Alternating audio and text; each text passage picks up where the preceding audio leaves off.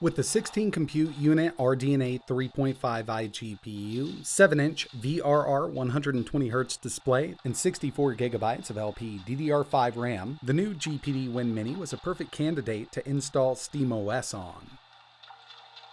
This is the all-new 2025 GPD Win Mini, and in this video, we're going to be taking a look at how Bazzite performs on this unit. If you're not familiar with Bazzite, basically Steam Deck OS operating system here, and I gotta say, straight out of the box, this thing is a great performer because the new GPD Win Mini is powered by the AMD Ryzen AI 9 HX370, which means we get 12 cores, 24 threads based on Zen 5, and the new Radeon 890M iGPU.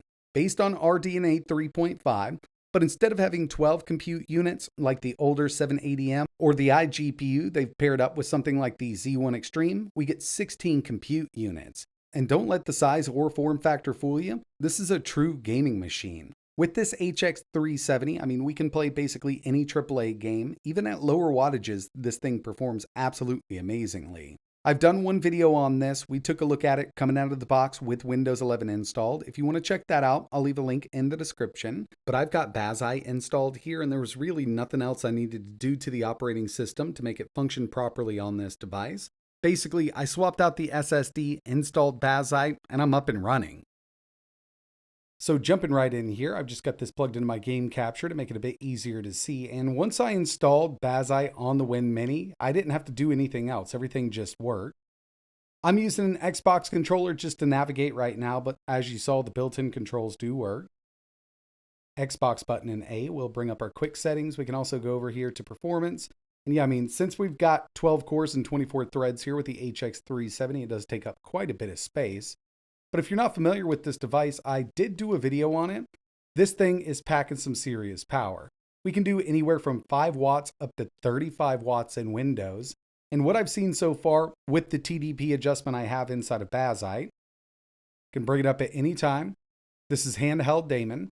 I can go down to 4 watts up to 30, but we do have a TDP boost, which is either 2 to 3 watts. It really depends on what's going on. I've actually had this off, and for most of the games we're going to see in this video, I'm going to be at 16 to 18 watts. Just going to go down to 15. With the GPD controller, I've got it paused right now, but we've got some more TDP settings here with handheld daemon. Moving down the list, CPU settings, I've been sticking at auto. We've got our EPP, I've got it set to balanced. CPU boost, we can totally disable this, and we've got a custom scheduler.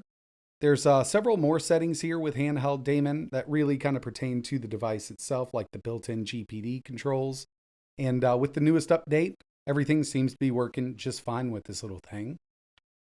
Moving over to our settings here, give you a look. System, HX370 with the Radeon 890M iGPU, 12 cores, 24 threads, and VRAM is set to 16 gigs. I can go into the BIOS and take this down or up. But one thing I did from the BIOS with this device was set the RAM from 7500 up to 8000 just to get a little more performance out of it.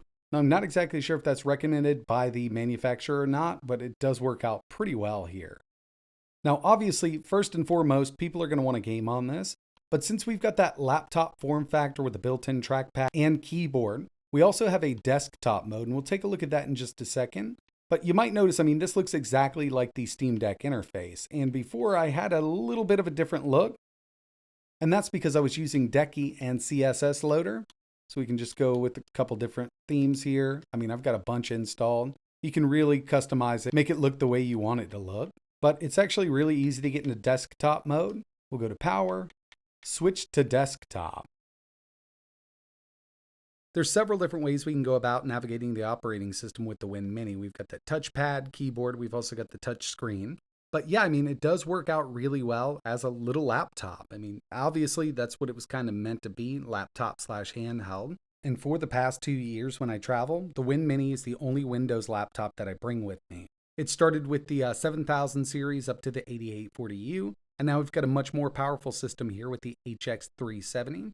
And even with Bazzite installed on this machine, you can still get a lot done. You can install new applications directly from terminal, but we've also got Discover, same thing we see on the Steam Deck, just makes it really easy to kind of get in there and download applications that you want. Basically, little app store built in. But of course, one of the main things I'll be doing with this with Bazzite installed is gaming on the go. And now I want to take a look at that. So we're going to jump back over into game mode. And by the way, Bazzite will boot us directly into game mode. And we can swap over to desktop mode at any given time. But once it's time to go back, you can either reboot or use the shortcut on the desktop. Super easy operating system to navigate whether you want to go to game mode or desktop mode. But now I want to show you how this thing performs with gaming. And like I mentioned, for most of this stuff, we're going to be at an 18 watt TDP. And the first game we're going to test out here is Wukong. One thing that GPD added to the new Win Mini is a DAC, so we've actually got much better sound here. It's got dual stereo speakers, and in the past it was a bit lackluster, but once this thing is jacked up to around 80%, I mean, it can get really, really loud. With Black Myth Wukong on any iGPU, we definitely need to add a little bit of frame gen if you want to get over that 60 mark. And with this, I mean, it is a bit overkill because we're up in the 90s with it. But at 1080 low, frame gen on at an 18 watt TDP, you can see that this game is fully playable. I mean, it feels really good on this display. And the screen GPD opted to use is actually the same one we see in the ROG Ally X. So it does support VRR and up to 120 Hz. Next on the list, Cyberpunk 2077, just plugged into that game capture to give you a better look. With this, I did take it up to a 20 watt TDP. It does go between 20 and 21 watts, and the only reason I did this is because we're at 1080. At 900, we can actually go down to 17 watts and be just fine with it over 60.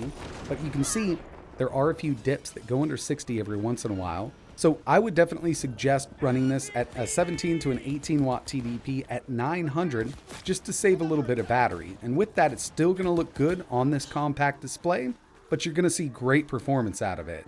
And again, we can get a lot more out of this by upping that TDP. We can do up to 30 watts inside of Bazzite, but that's really going to reduce our battery life. So I wanted to keep it low here, and I do think it runs really well like this.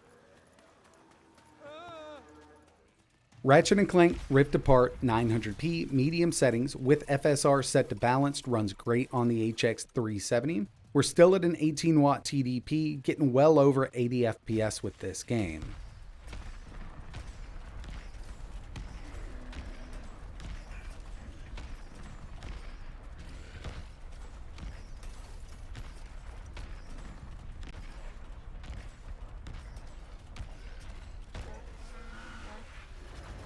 Doom Eternal 1080 medium 18 watt TDP. We don't need anything else with this game. I mean, it runs absolutely amazing on the HX 370. And if you don't mind going down to low settings, we can actually take this down to around 13 watts and still run it over 60 FPS. So that way you can save a lot of battery with it. But at 18 watts, we're at medium, getting an average of 86 FPS.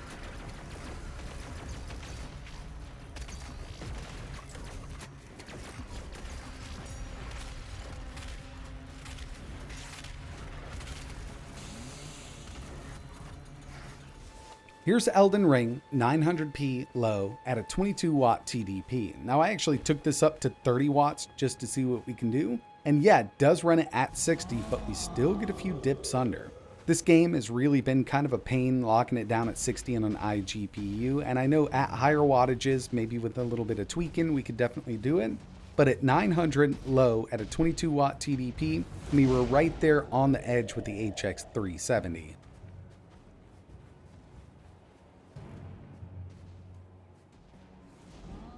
And the final game we have here is God of War Ragnarok at 1080p low settings with FSR frame gen turned on.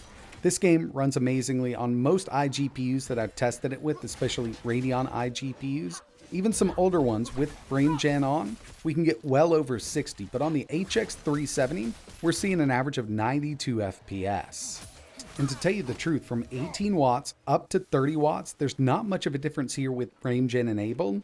You might gain around 10 FPS, but does it really justify, burning that much more battery? Personally, I don't think so. I'd rather save some battery and run this at a lower frame rate.